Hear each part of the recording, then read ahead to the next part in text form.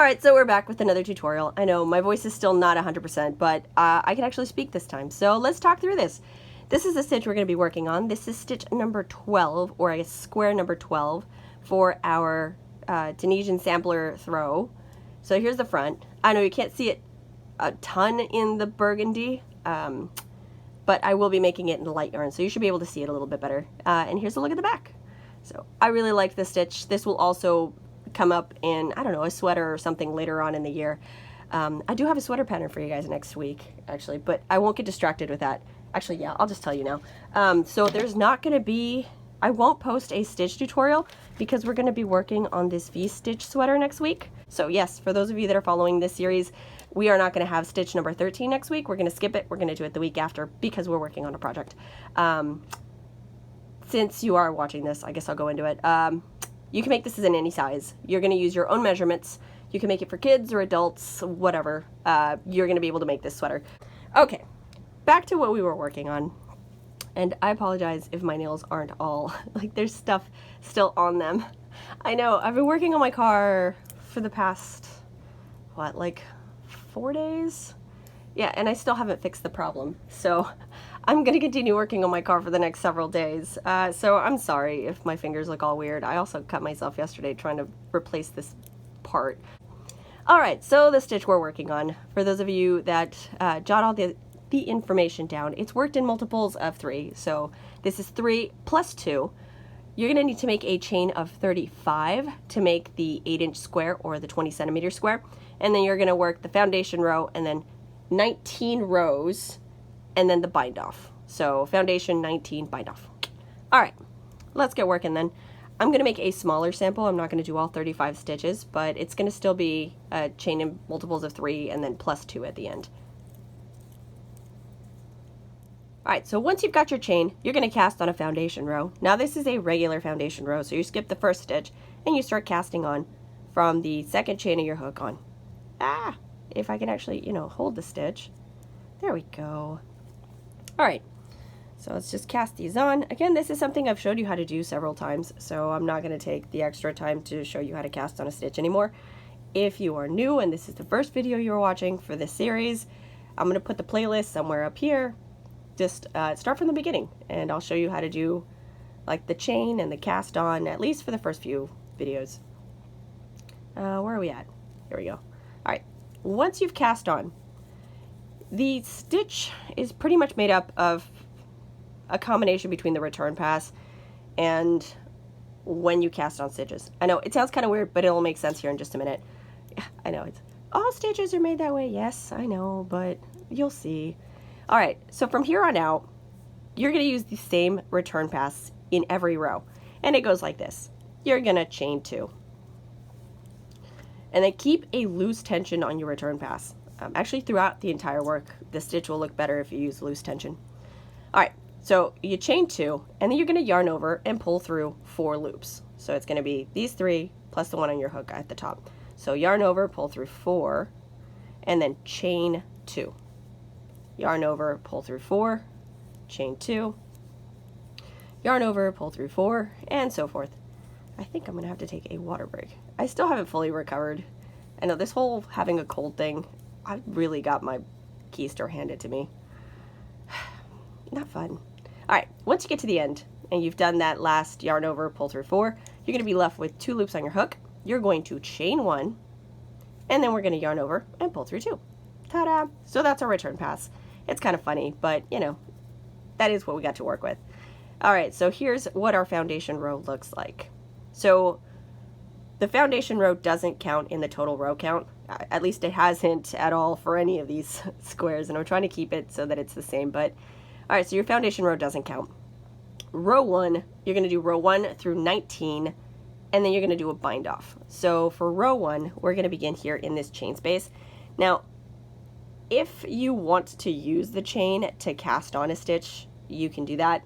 For some reason, the first one is always kind of difficult for me to grab. So I just use this chain space down here and pull up a loop like that. Now you're going to use a purl stitch, and this is going to be purl 3 together. So you're going to purl all 3 of these stitches. So you're going to reverse yarn over, hold that down, and you're going to insert your hook behind the top leg of these 3 vertical stitches, like so. Then you're going to release your yarn, loop it under the 3 loops, yarn over, and pull through all 3. And there you go. Alright, so this next part, you're going to cast on using these 2 chains. So insert your hook into the first chain and pull up a loop. There we go. There's one, and then go into the next chain and pull up a loop, like so. And then we just repeat the purl stitch, purl through 3, and then cast on, purl through 3, cast on.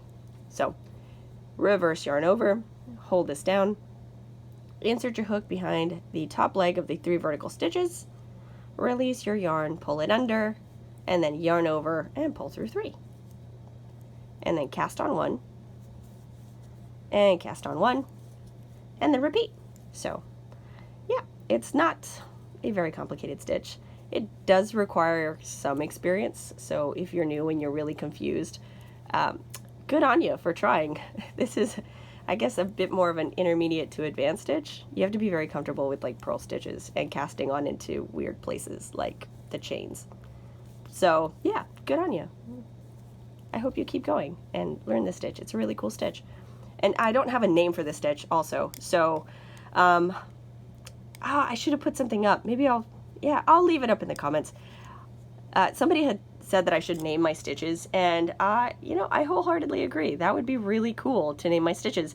I just happen to be really bad with naming things. So if you guys want to leave any suggestions, I'm gonna leave that open. And then I had gotten a suggestion for the first video for I think it was like a diamond stitch, but there is a diamond stitch in Tunisian crochet already, so it would have to be like the diamond stitch variation or something like that. I don't know, I'll have to come up with something. But once you finish looking at this stitch, if you guys want to name it something, go ahead, make suggestions, and then we'll name it something. It'll be awesome.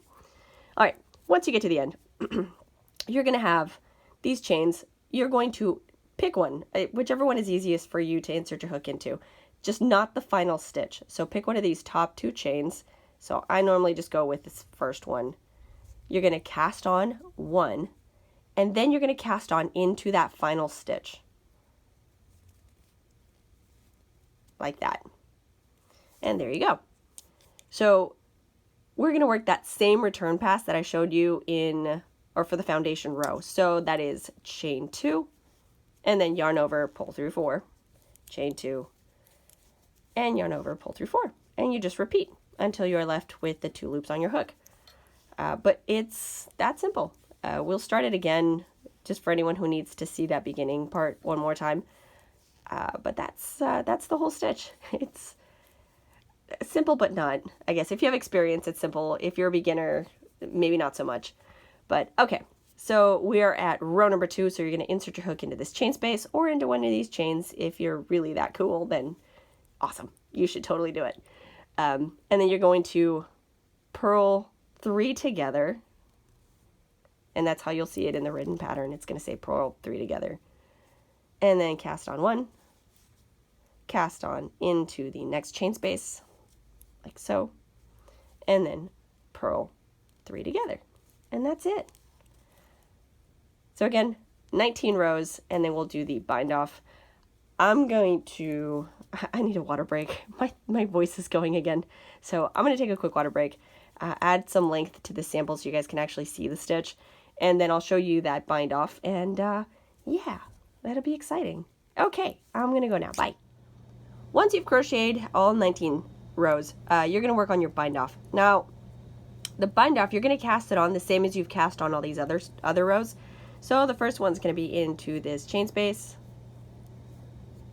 And once you have 2 loops on your hook, you're going to close in a single crochet. So this is just a single crochet bind off. Once you get to this group right here, you're going to do your purl stitch through 3. Purl 3 together. And when you have your 2 loops on your hook, you're going to yarn over and close in a single crochet.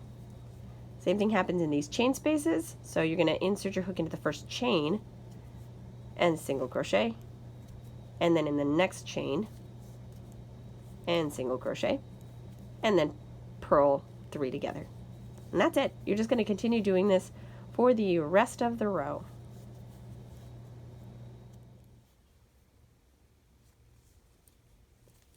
All right, and when you get to the end,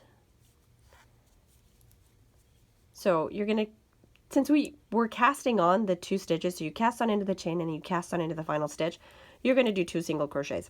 So again, pick one of the chain stitches and then single crochet. And then you're going to single crochet into the final stitch of the row, chain 1, and cut your yarn. And there you go. So here's a look at the stitch in the front. And then here's a look at the stitch in the back. So it's kind of like, what is it, the lace? I think it's called a lacy stitch. But it has this nice little thing at the top, which the other one just kind of ends on a, like, what is it, the three stitches together. So I don't know, I think it's kind of like a fancier lace stitch. But yeah, so that was our stitch this week. Okay, don't forget, again, next week we're not going to have another stitch tutorial. We're going to be working on the sweater. But yeah, thank you so much for watching. For those of you that haven't subscribed to the channel, hit the subscribe button. And if you'd like to see more of my work, you can always check out my Instagram page, or you can swing by the website, and that's modebespoke.com. And you can find a whole bunch of patterns and, well, a lot of patterns on the website. Thank you so much for watching. If you have any questions or comments, just leave them down below. I will see you all again next week.